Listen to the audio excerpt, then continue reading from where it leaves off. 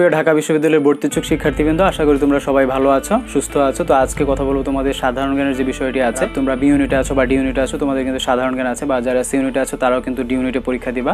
তো তোমাদের কিন্তু সাধারণ জ্ঞান পড়তে হবে সেই ক্ষেত্রে। তো সাধারণ জ্ঞান বিষয় নিয়ে কথা বলবো আজকে, যে সাধারণ জ্ঞান কিন্তু বেশিরভাগ মানুষ আসলে যেটা পড়ে, বা তোমরা বেশিরভাগ শিক্ষার্থীরা যেই বিষয়ে বেশি ফোকাস হয় সেটা হচ্ছে সাম্প্রতিক বা চলমান ঘটনা প্রবাহ। কিন্তু বিষয় হচ্ছে তোমাদের কিন্তু সব যে এমসিকিউগুলো আসে সবগুলোই কিন্তু সেই সাম্প্রতিক বা চলমান ঘটনা প্রবাহ থেকে আসে না। সাধারণ জ্ঞানে কিন্তু বেসিক বা মৌলিক কিছু বিষয় আছে যেগুলো সবসময় কিন্তু সেমই থাকে, বা টুকটাক দু একটা চেঞ্জ হলেও কিন্তু মোটামুটি একই রকম থাকে বা একই রকম থাকবে। এগুলো চেঞ্জ হলে অনেক 10 বছর 20 বছর 30 বছর পর বা এরকম একটা ডিফারেন্সে কিন্তু চেঞ্জ হতে পারে, কিন্তু স্বাভাবিকভাবে কিন্তু সেম থাকে। তো সাধারণ জ্ঞানের যে বিষয়গুলো আছে তার মধ্যে আমি আজকে কথা বলবো যে তোমাদের সংস্কৃতি এবং শিল্পকলার যে সেগমেন্ট আছে সেই বিষয়ের মধ্যে যে বিষয় পড়ে, যেমন বিশ্বের বিখ্যাত ভাষাসমূহের মধ্যে কি কি বিষয় আছে, বা ভাষাসমূহ কোনগুলা, বা বিশ্বের যে গ্রন্থগুলো আছে গ্রন্থের লেখকগুলো কারা কারা আছে, বা চিত্রশিল্পের যে বিষয়গুলো আছে সবচেয়ে খ্যাতিমান চিত্রশিল্প বা চিত্রশিল্পী বা ভাস্কর কারা কারা আছে, এরকম আরও কয়েকটি সেগমেন্ট নিয়ে আজকে কথা বলবো তোমাদের সাথে। তোমাদের সংস্কৃতি ও শিল্পকলার মধ্যে প্রথমে যেটি আছে সেটি হচ্ছে তোমাদের ভাষা, অর্থাৎ পৃথিবীতে ধরো কত ধরনের ভাষা আছে বা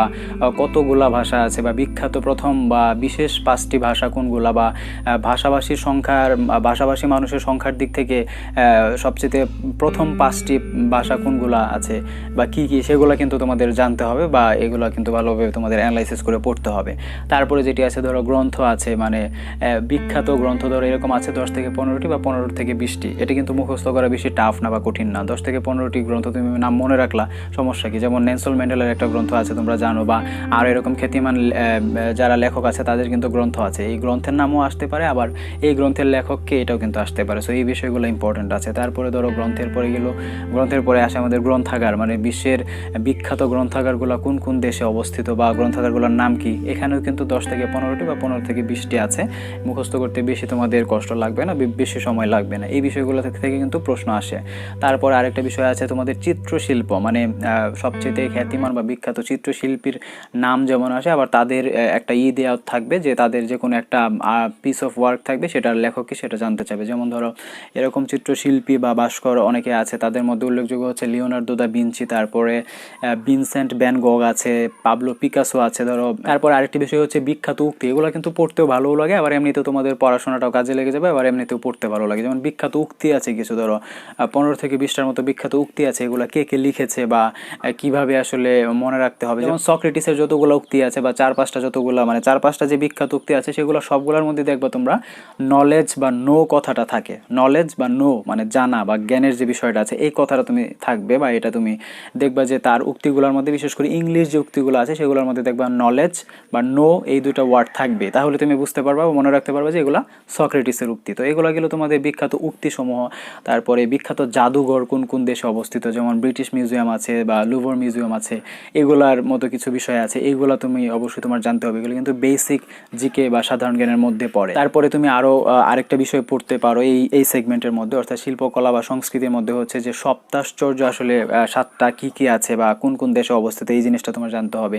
তারপরে স্থাপত্য, বিশ্বের বড় বড় স্থাপত্যগুলা বা আর্কিটেকচারগুলো আসলে কোন কোন দেশে অবস্থিত, যেমন বিশ্বের বড় টাওয়ার কোন জায়গায়, কোন বড় টাওয়ারের নাম কি, বা বড় টাওয়ারটা কোন দেশে অবস্থিত। তারপরে ধরো বর্তমান সময়ে এবং যে কোনো সময়ে কিন্তু গণমাধ্যমগুলো সবসময় আলোচিত থাকে। সো মাস মিডিয়া বা গণমাধ্যমের বিষয়গুলো, সবচেয়ে খ্যাতিমান গণমাধ্যম আসলে কোনগুলো বা কোন দেশের, এগুলা ওই গণমাধ্যমগুলোর নাম জানতে হবে তোমাদের। বা সংবাদপত্রগুলো বিশ্বের যেগুলো নোটওয়ার্দি বা উল্লেখযোগ্য সংবাদপত্র আছে, বা সেগুলো কিন্তু তোমাদের জানতে হবে, এবং সেই সংবাদপত্রগুলো কোন দেশের সেটাও কিন্তু তোমাদের জানতে হবে। এগুলো কিন্তু সাধারণ জ্ঞান বইতেই সুন্দর করে দেওয়া আছে, তোমরা নিজেদের মতো পড়তে পারো। এই যে সেগমেন্টগুলো বললাম, এগুলো কিন্তু পড়তেও ভালো লাগে, আবার মনেও থাকবে। যখন তোমার একটা জিনিস ভালো লাগবে বা ইন্টারেস্ট নিয়ে পড়ো, তখন এটা তোমার বেশি দিন মনে থাকবে বা বেশি সময় মনে থাকবে। তারপরে এই সেগমেন্টের মধ্যে আরও আছে তোমার সম্প্রচার ভিত্তিক যে সকল বিষয় আছে, বা স্যাটেলাইট চ্যানেল যেগুলো আছে, এগুলো তোমার জানতে হবে, বা বাংলাদেশের স্যাটেলাইট কোনটা আছে, এগুলো তো বাংলাদেশের বিষয়। কিন্তু আমি এই বিষয়গুলো যে বললাম, এগুলো কিন্তু পুরোপুরি আমি আন্তর্জাতিক বিষয়ে বলি, অর্থাৎ ইন্টারন্যাশনাল অ্যাফেয়ার্সের মধ্যে যেই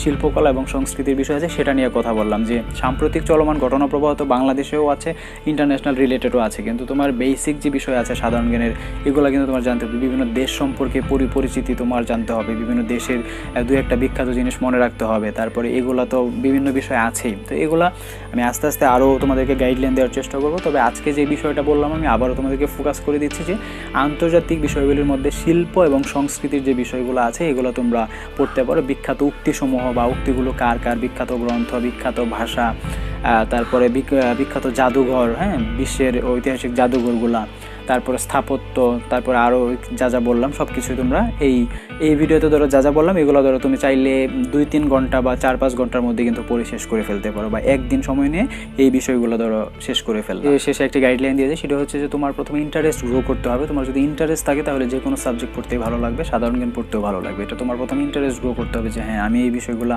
জানছি বা বিশ্বের এই বিষয়গুলো আমি জানি বা এতটুকু পড়লে আমি জানতে পারবো, তাহলে তোমার দেখবা ইন্টারেস্ট গ্রো হবে, তোমার এমনিতেও পড়াশোনাটা ভালো লাগবে, আবার ঢাকা বিশ্ববিদ্যালয়ের ভর্তি প্রস্তুতিও হয়ে যাবে। তো আজ এই পর্যন্তই তোমাদের সাধারণ জ্ঞানের প্রস্তুতি, এরপরে আমরা আরও ভিডিও দিব, অবশ্যই সাবস্ক্রাইব করে রাখবা পরবর্তী ভিডিও পাওয়ার জন্য।